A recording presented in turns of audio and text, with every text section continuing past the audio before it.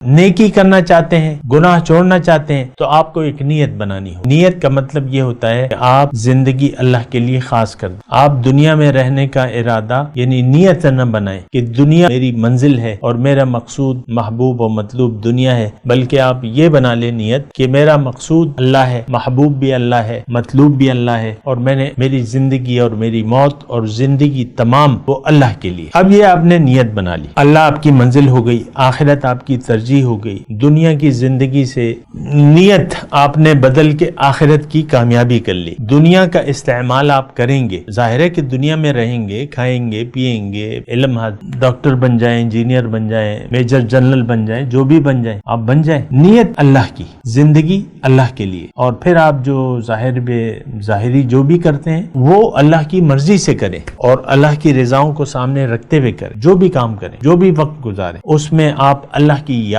کو دل سے نہ بھلائیں۔ رجال لا تلہیہم تجارت ولا بیع عن ذکر اللہ واقام الصلاۃ۔ اللہ تعالیٰ فرما رہے میرے بندے وہ ہیں جن کو تجارت اور خرید و فروخت اللہ کی یاد سے غافل نہیں کرتے۔